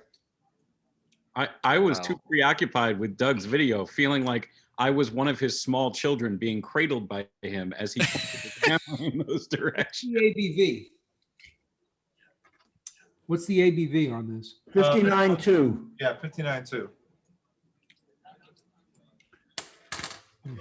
You know those after dinner mints that aren't mints, but they have like different colors in them, like they have different flavors. I don't know what flavor that is, but this has the sensation of one of those after dinner mints that has one of those like chocolate. Definitely does. Yeah, but it's some like fruit flavors and some other different flavors, like the different colored like little Like lines. you get it at a diner when you walk out of a diner. Yeah. Yeah, but it's not as chalky. Yeah, the chalky. Wait, Rob, are you talking I about love the Willy those, Wonka Ultimate Gobstopper that changes flavors? That one? I mean, I like those, but no. I'm talking The little about literally chalky ones. you walk out of a diner and there's like a dish of these mints and they have different colors to them. And one of them tastes like this. I don't know what color it is. I don't even know what flavor it is, but there's something. And I think it has a little chalkiness to it. I mean, I think that's the funk from everybody who put their hands in that thing of mint. That's actually what I was going to say. They're not You're getting the wrapped. steak dinner. You're getting the turkey Classy dinner. You're getting ones the are fish. the classy diners have them wrapped. Yeah. The reasonably good ones have a spoon in there. The rest have a bowl. Yeah, There's always a spoon that you can just spoon them into your hand. Yo, I'm trying to find the right mint. I want the specific one. We're not talking 2021 diners. We're talking 2019 diners. Yeah. Okay? Talking 1919 diners. Really, 1950s. Unfortunately, Come on, plug it. I think it's the pastel green one that I taste, okay? This is delicious. Pastel green is a good flavor. That's a good one. this is sold out, unfortunately, but Very delicious. This is my favorite of the night by far. This is excellent. Did you mention the price? 165. yeah, 165. Well, it was 140 plus tax and shipping. Right. 165. I would not be mad about this one if I ordered it blind. You wouldn't pay $430 plus on the last one? I'd pay 160 for this though. This is $160 whiskey. And Shalom saying that means a lot. Yeah, this is serious. Shalom doesn't have any money for whiskey anymore. So. Shalom blew it all on Scotch Malt Whiskey Society Festival bottles over the last 3 weeks. But the new house is finished. Almost, but Shalom can't afford to move in because he blew all his money on the Scotch Malt Whiskey Society bottles over the last 3 weeks. Shalom's gone crazy from it. That's why Shalom is talking in the third person. You see that shelf behind him? That's his savings bank. I was gonna say he's got quite a bit of money behind him that he could probably delve out. Yeah, there's 10 bottles of unopened Scotch Malt Whiskey Society whiskey back there. That's at least $5,000. It's very liquid. At least 5. Wow. Good. That was a Shalom joke. Good That's job. a groaner. Wait. That only happens when you're on the Cape. You must really relax. Where's my thumbs down? I only see my thumbs up on this. Who is Dennis's twin? Rob, you're 2 hours too late on that joke. I missed it entirely. I mean, I was 3 minutes late. Lucas was 5 minutes late. What can I do? Well, I'm glad you like an old Pulteney. Oh my God. I know. I have not been an old Pulteney fan until this. We had that old Pulteney 17 when we were in Ireland, and I thought I was going to gag. 17 is so bad. Here's the true decider, Holly. I think that we should take this little 5-minute recording and send it to the Thai Bev Old Pulteney marketing team. I think it's clear that it doesn't need to be old. They just need to put it in cool finishing casks. That's basically what I'm hearing. Everyone likes the PX cask, but it's to me, it's just like management of their cask because the 17 is PX aged as well, and that one is not good. And put it 7th in live. Make sure it's 7th in any tasting. Yeah. no, I think this is a good whiskey. There's definitely a lot more going on, like everyone said, than a typical old Pulteney. So I got that kind of burnt wood chip barbecue quality that Shalom was talking about. So yeah, it's good. No, that's good. I think as you responded to my question before, this is pointing out the difference between the core range and the special selected. This is going to be a really good cask. Yeah.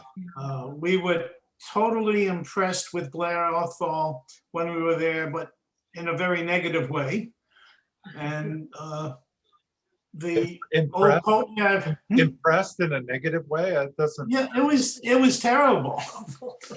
Well, that's not impressed. Well, I was impressed. But okay, never mind. That may be depressed.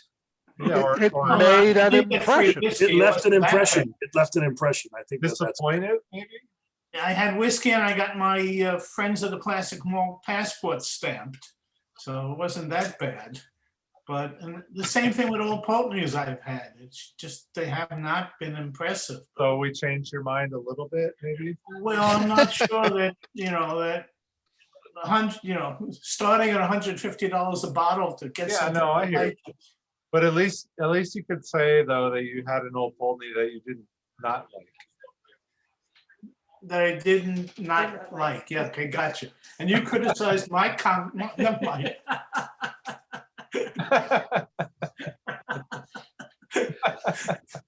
Are you being, what's the word?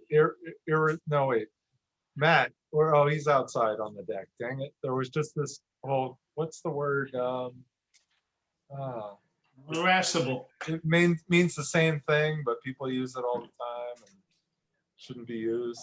Cliche? No, oh, forget it. Euphemism. No. No. I'll think of it. Three letters. Never mind. I can't. I was never good at that either. All right. So, with that said, all right, we're going to move on from our enemy, Old Pulteney, and we're going to move to Single Cask Nation, which has been a favorite for a lot of us recently since we did our Single Cask Nation tasting last fall.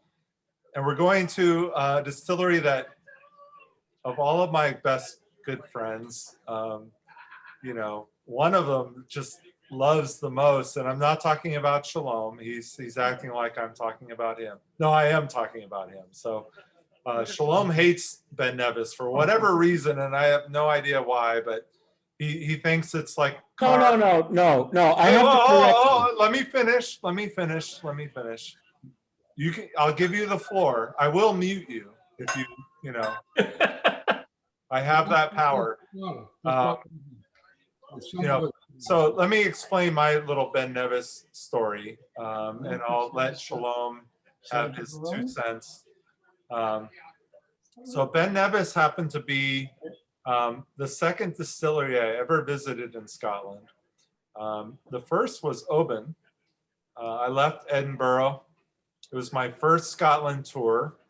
I only had 2 people on it. It was my beginnings of Rascal and Thorn and whatever.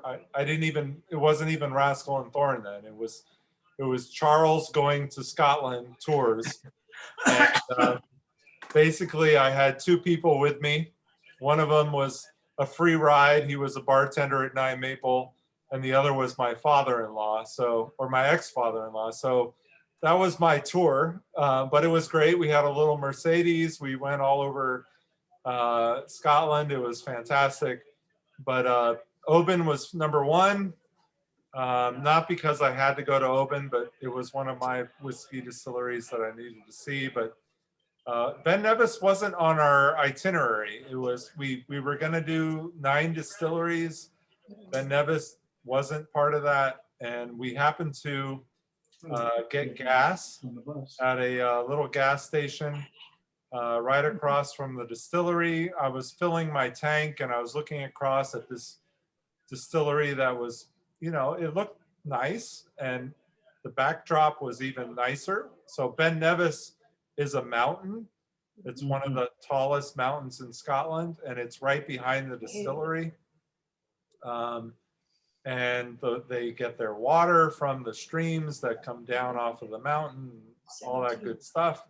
And so I was talking to Matt, who was a previous bartender at Nine Maple, and I was like, okay, let's go run in there and see, what this place is all about. So we go over there. I run in, I ask if there's a tour available, and there happens to be one that's leaving right then. We went on it, and it's so old school. So I haven't been to a lot of distilleries that are this old school. I mean, it's like out of the past. It reminded me of Bunnahabhain and some of these other places that, just, they don't change. Glenfarclas. Glenfarclas is like the same place it was 50 years ago, and a lot of these distilleries are like that. And that's what I love. It's one of those things when they revamp a place and make it look all fresh and nice and whatever. But this place was old school. And then I was taking notes. So I had my notepad. I was writing a blog at the time.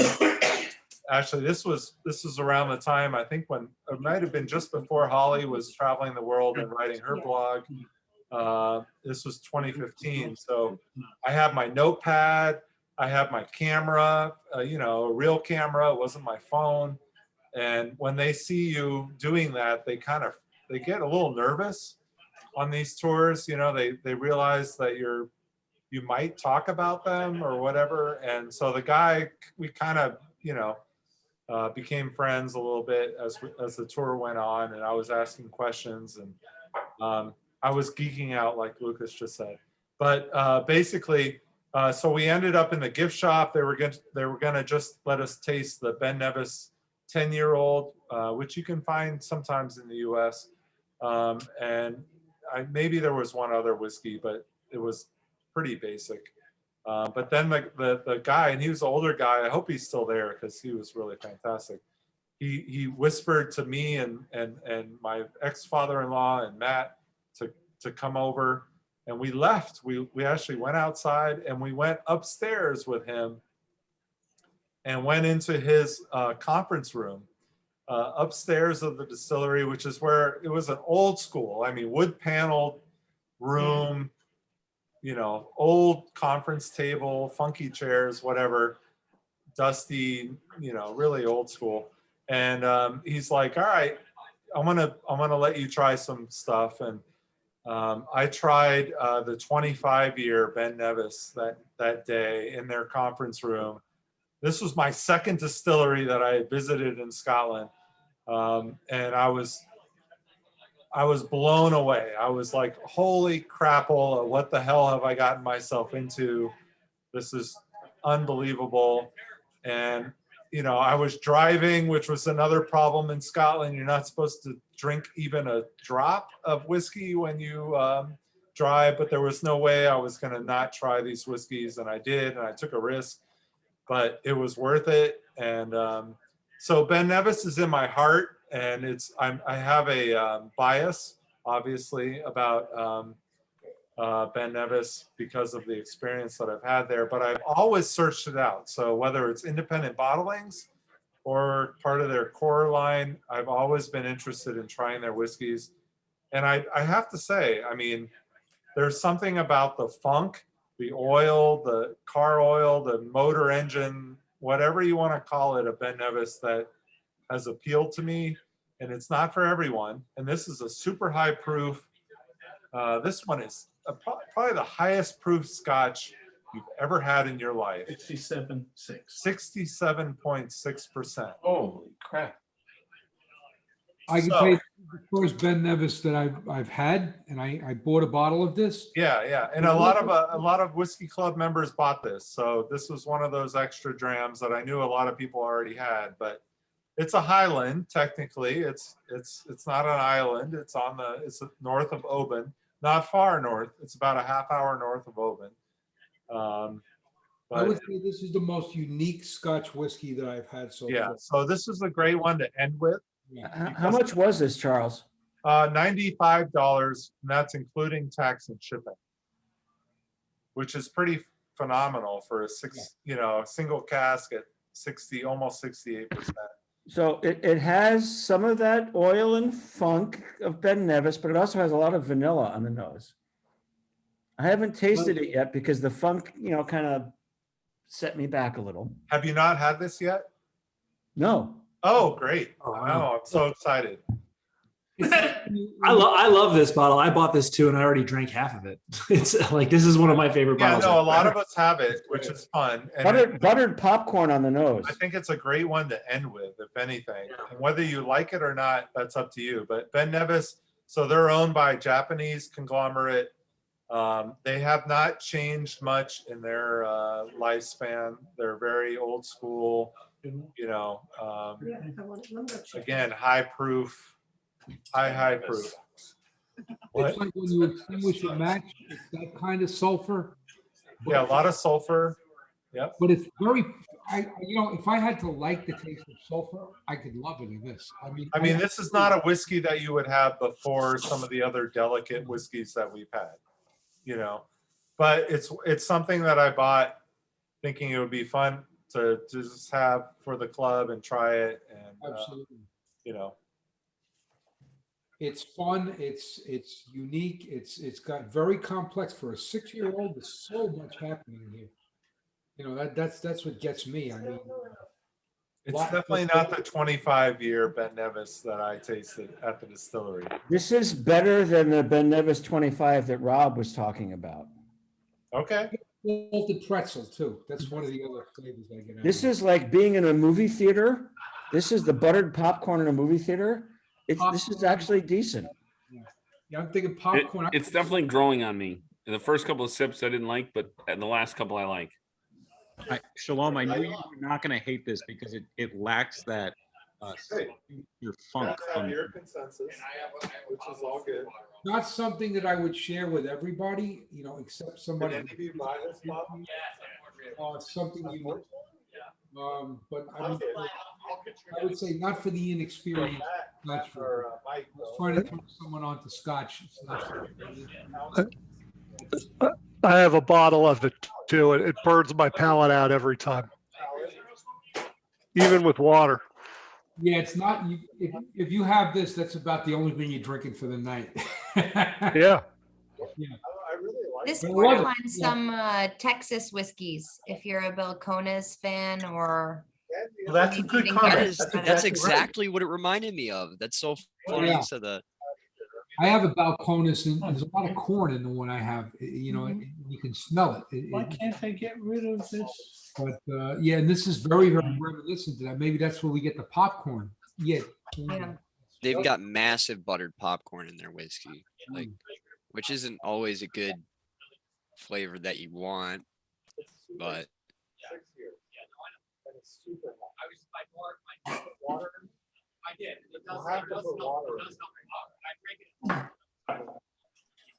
This is incredibly like I could never start a session with this whiskey though, even though it is 67%. Oh, no way. This is like when I'm like pre-gaming to go to Desperate Danny's. You need to. Well, the question is this an oh boy afterwards?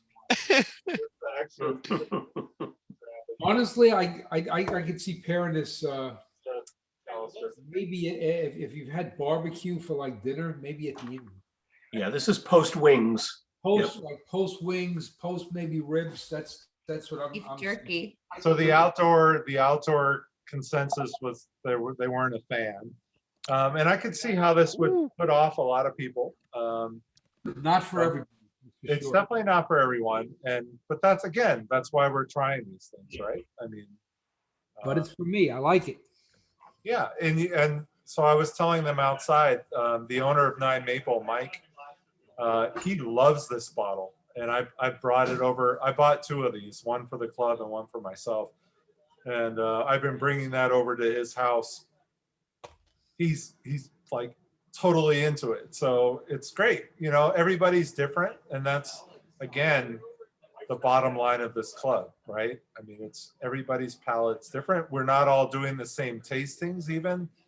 You know, some of us prefer bourbon and Irish or whatever, and that's why we're here, right? Is to try all these different things. So, Yeah.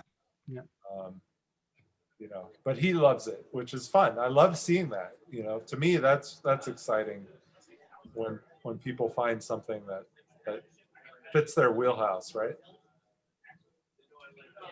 It's pretty crazy how different the profile of this is to all the other, what you consider typical Highland whiskeys, though.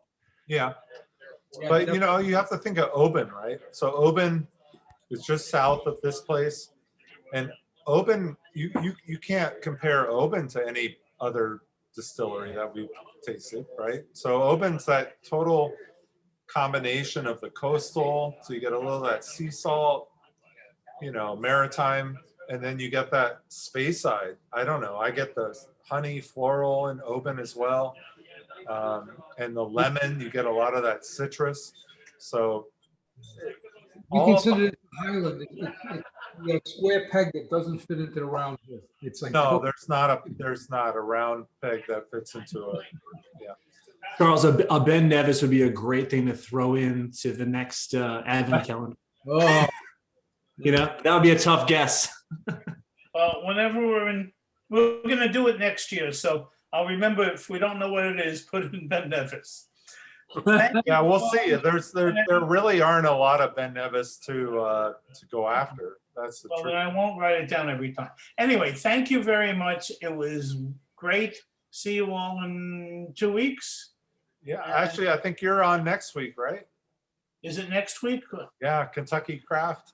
It is next week. See you, some of you next week. I don't know. I don't know until bottles show up on the doorstep. And then we'll ask what you're getting for Drams for Fams and what we need. Yeah, I'm gonna send an email out in the next couple of days about Drams for Fams, just to remind everybody. And if I am delivering for next week, if you do have a bottle that you want to contribute, I'll pick it up then. I'd like to get the bottles before the event, if possible, because then I can just get organized and know how many bottles I'm dealing with. Again, it's not required to come, but it's appreciated, obviously. If we have more whiskey to try, that's even better. It sounds like we're going to have a really big group. A lot of people are asking me if they can bring guests, and I'm okay with that, as long as it doesn't get too big. I don't want it to be this, 50 to 100 people. I'd rather it be 40 people in that range, outdoors again. I'm going to be handling all the bottles. Nobody needs to touch anything. It's going to be very vaccine, COVID, as much as we can be safe as possible. I'll have glasses, so you don't need to bring your own glasses, but it will be, everybody gets a glass, and then you'll come back and there will be water to rinse out your glass. And if you want something else, that's fine. I'm not going to bring a new glass for every different dram you want, but you don't need to bring anything. If you've already given me a bottle, all good. If not, let me know how you want to get me a bottle, and that would be great. So I'm not in for next week, but is it okay if I just drop it off to you? Oh, of course. Yeah, no problem. Okay. Yep. What's the date on Drams for Fams? It's the 16th of June. Brady, drop the bottle with me, and I'll make sure Charles gets it. I got you. I trust you, Lucas. You'll get it to him for sure. Yeah, I'm gonna start reaching out to some brands actually this week. I'm gonna see if we can get some brands to donate some bottles. But the more bottles we get, the merrier, and it's going to be a lot of fun. I'm going to get some appetizers. I might actually smoke something for appetizers. I don't know yet, but we'll figure that all out. I'm still working on. I didn't realize you were talking about smoking food for a second. Yeah. It's not 620. It's not 420. It's vegetal smoke. Make scones, bring his green egg. Yeah, no, I mean, that'd be good. You're coming, right, John? Yeah, I am. I'm bringing a bottle, but I can't imagine I can get it to you before. Yeah, no worries. Just let me maybe know what it is beforehand, and that's all. So here's how it's gonna work. If there are a lot of bottles, and if there are some really, really special bottles, I mean, I know a couple of people are putting in some really good stuff. I'm going to have it so that we're going to have like and I did this a couple of years ago. There will be like an 8 dram limit. So there will be like a numbering card that I will give to you when you come, so that you can't keep going back to one bottle, so that everybody can try whatever is there. That only makes it fair, right? So, so there will be a scorecard or whatever you call it, a check-off list. And I don't want to get people completely plastered. And whatever's left at the end of the year, we're going to do hopefully COVID-free bottle kill party. We obviously missed that last year. I want to do that again this year. So if there's any whiskey left from our event, we will definitely have that available for people to finish off at the end of the year and celebrate 2021. So Do we have a location yet for yeah, Juniper it's gonna be in Saratoga, fairly close to downtown, walkable downtown. My buddy Doug, who's out on the deck, he offered his backyard. It's on North Street or North Avenue, but just a few blocks up from Broadway, not far.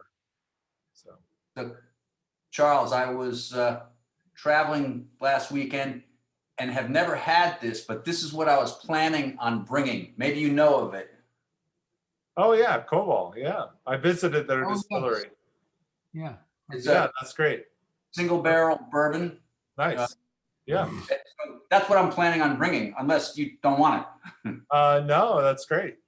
Yeah, they're a cool place. They're in Chicago, right? Yeah. I mean, I've never been there, but I was in this very cool liquor store, and that was something that the proprietor highly recommended. So Yeah, no, I did a full experience with them, and they're great. I really like their whiskeys. So that's I did a whole thing with them at the whiskey event down in Albany a couple years ago.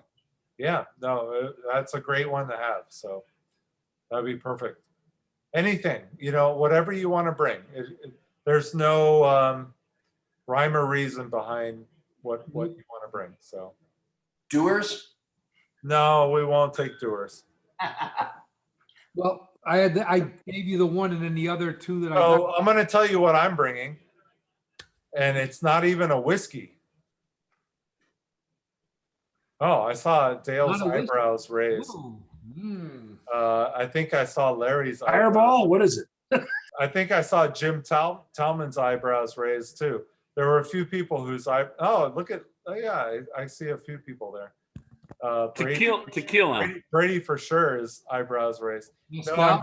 I'm bringing a rum that's aged in Weller casks. Oh, What? totally unique. Yeah, I got that What in rum Kentucky. distillery? It's Foursquare. That's aged or that's finished in Weller. So Of course, it would be Foursquare to do that. That's insane. That's Yep. gonna be so good. Yep. Well, So I that's- gave you the green spot, and then the guys from the Yankee Distillers were very but to split the cost of two bottles, so they Yeah. paid for half of each. No, we're gonna have some great stuff. Yeah. They're It'll be local nice. and non-local, the whole 9 yards. So this He is was telling me definitely- that the malt that they toasted with cherry wood or something, and it does give it a very interesting. I mean, I bought little bottles for myself, and I gave you the big bottles. I bought the bourbon and the rye. The single malt's also good. I mean, that's just very unique. That cherry comes through it. They're doing with local grains. I kind of liked it. I thought it was good. Yeah, no, it'll be a fun night after or early evening, and we're going to raise some good money for the food bank here, which is what it's all about. So it's going to be a great evening. So I'm going to send an email out in the next couple of days reminding people to sign up and let me know when if they are going to contribute a bottle.